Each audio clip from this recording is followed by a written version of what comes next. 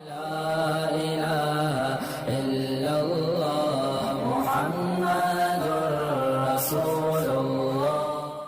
لیے اس مسئلے کو بھی دماغ میں بٹھا دیں کہ جب آدمی مرتا ہے، یعنی اگر اس کی موت کفر پہ ہے، شرک پہ ہے، تو وہ تو سیدھا جہنم جائے گا، نہ اس کے لیے جنت ہے، نہ شفاعت ہے، نہ کوئی چیز۔ اگر ایک آدمی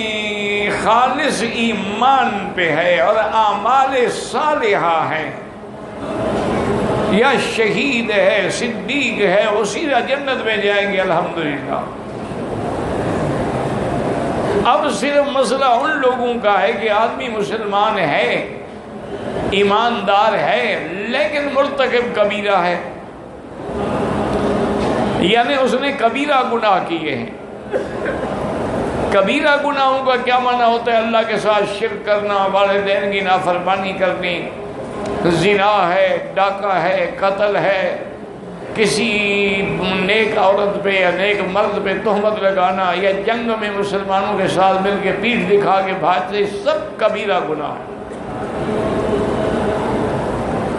اگر اس کے کبیرہ گناہ ہیں تو اب یہ دیکھنا ہوگا کہ کیا اس نے توبہ کر لی۔ اگر کر لی تو من تاب تاب اللہ علیہ، اللہ اس کی توبہ قبول فرمائیں گے، کیونکہ توبہ کا دروازہ الحمدللہ کھلا ہوا ہے۔ جب تک کہ سورج مغرب سے طلوع نہیں ہوگا اس وقت تک کے لیے توبہ کا دروازہ بند نہیں ہوگا۔ تو جب تک توبہ کا دروازہ کھلا ہے اور بندہ سچے دل سے توبہ کرے تو جتنے بھی گناہ کیوں نہ ہوں۔ اسی لیے ایک صحیح حدیث مبارک میں ہے اور قرآن کی آیات مبارک میں بھی ہے کہ ابلیس لعین کو جب اللہ نے مردود کر دیا، ملعون کر دیا، مطرود کر دیا، جنت سے نکال دیا، تو اس نے کہا کہ میرا مولا آپ نے مجھے تو نکال دیا ہے، لیکن میں تیرے بندوں کو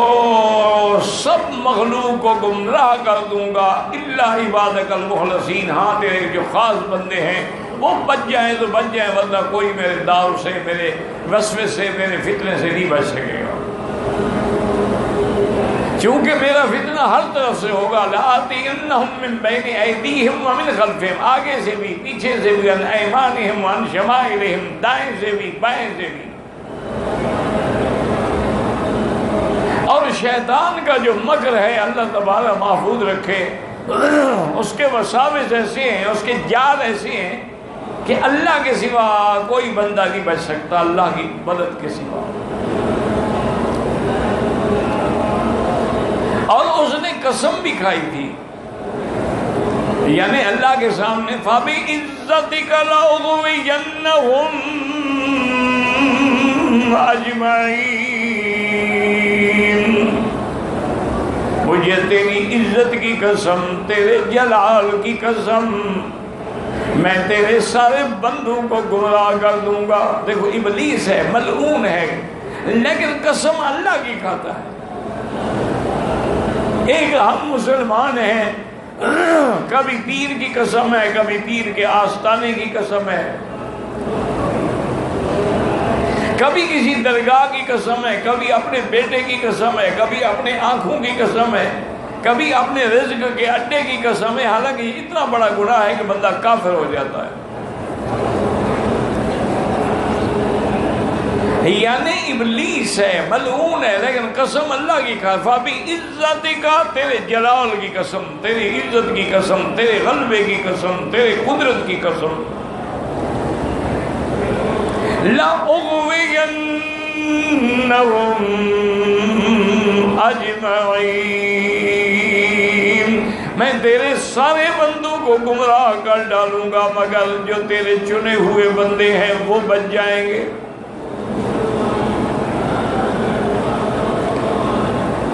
تو اللہ تبارک و تعالی نے بھی جواب میں فرمایا کہ بدبخت فَبِعِزَّتِي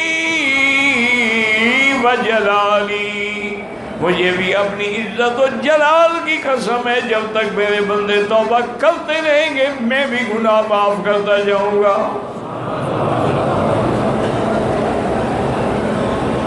تو توبہ ایک ایسی چیز ہے کہ میرے مدنی پاک کی حدیث ہے التائب من الذنب کمن لا ذنب لہ،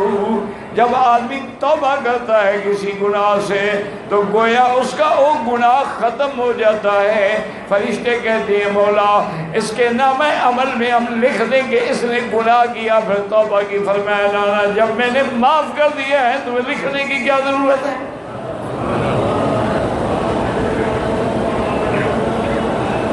اس لیے توبہ جو ہے نا یہ ایک بہت بڑی عظیم نعمت ہے کہ آدمی 70 سال زنا کرے، شراب پیے، توبہ کرے، دروازہ کھلا ہے، معافی مل جاتی۔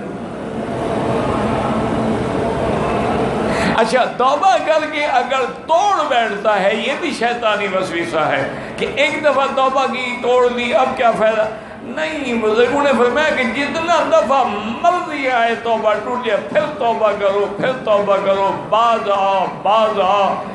جتنی دفعہ گناہ کر چکے ہو، توبہ کر چکے ہو، پھر بھی توبہ کرو،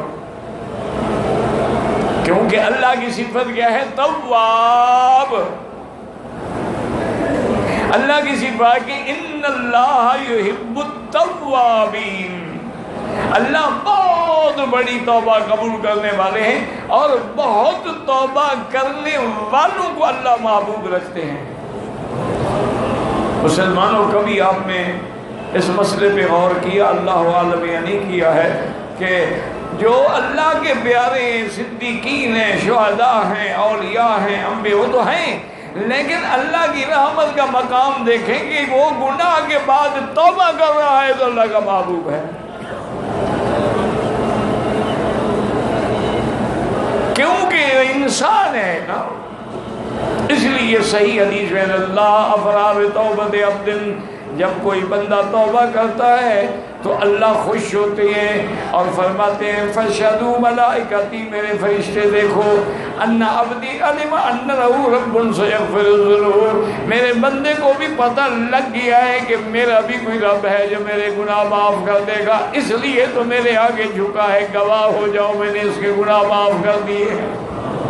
تو یا اللہ ہمیں اپنی رحمت سے جیسے کعبہ دکھلا دیا ہے، مدینہ دکھلا دیا ہے، صفا مروہ دکھلا دی ہے، مقام ابراہیم دکھلا دیا ہے، یا اللہ ہم ملت ابراہیم پہ ہیں، ہم امت محمد مصطفیٰ ہیں اور یہی صفا کی پہاڑی ہے جہاں سے اللہ کے نبی نے سب سے پہلے توحید کی دعوت دی ہے، ہمیں بھی صحیح عقیدہ نصیب فرما اور ہمیں غلط عقیدوں سے، بدعات سے، احداث سے، اہوا سے محفوظ فرما۔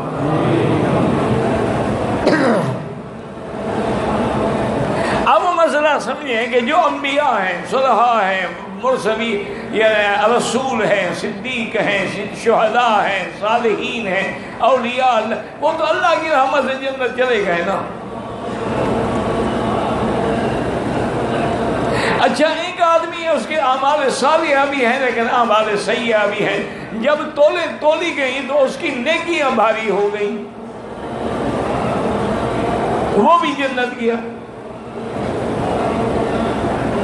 اب مسئلہ ان کا ہے کہ حضور کی امت ہے، کافر بھی نہیں ہے، یہودی بھی نہیں ہے، مشرک بھی نہیں ہے، لیکن گناہگار ہے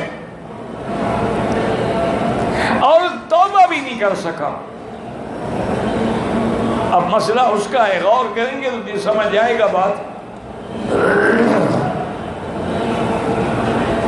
اللہ کے گھر میں آیا تو اللہ کے دین کو سمجھنے کی کوشش کرو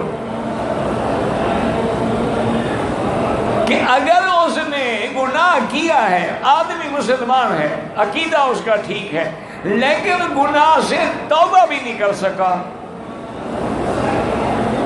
جیسے مثلا اللہ نہ کرے کوئی بندہ نشہ پیتے ہوئے نشے میں ہی مر گیا، توبہ کب کرے گا؟ وہ تو نشے میں ہے، دیکھا نہیں آپ نے ہیروئن والے اور کوکین والے اور شراب والے اور چرس والے اتنے مدہوش بے ہوش ہوتے ہیں، ان کو تو دنیا جہان کا بھی پتہ نہیں ہوتا، توبہ کہاں کرے گا؟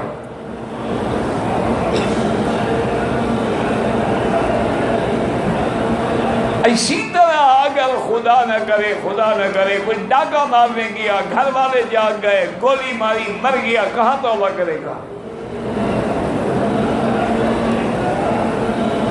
اب اگر گناہگار ہے اور توبہ بھی نہیں کی ہے تو اس کا کیا ہوگا قیامت میں؟ اب سمجھیں۔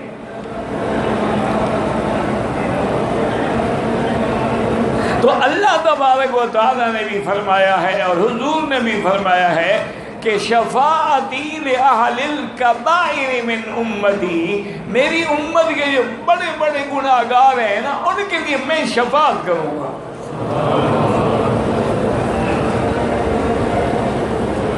وہ حضور کی شفاعت سے نکلیں گے، لیکن انشاء عذبہ و انشاء غفر لہ، اللہ چاہے تو ان کو بھی معاف کر دے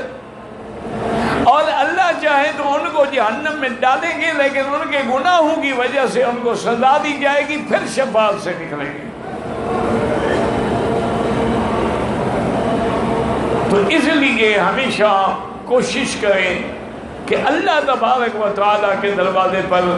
اسی لیے حکم ہے کہ رات کو سوتے ہوئے باوضو سو جائیں، آیت الکرسی پڑھ لیں، آخری صورتیں پڑھ لیں، سبحان اللہ والحمدللہ، لا الہ الا اللہ، اللہ اکبر، لا الہ الا اللہ وحدہ لا شریک لہ، یہ پڑھ لیں تاکہ اگر موت نیند میں بھی آ جائے تو موت ایمان پہ ہو۔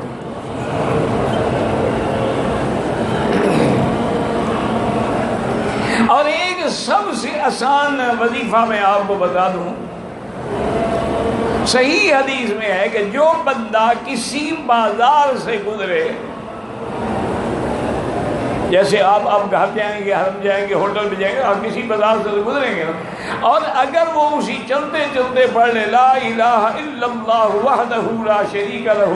لہ الملک ولہ الحمد یحیی و یمیت وہو علی کل شیء قدیر، اللہ اس کو 1000 نیکیاں بھی دیں گے اور 1000 گناہ بھی معاف کر دیں گے۔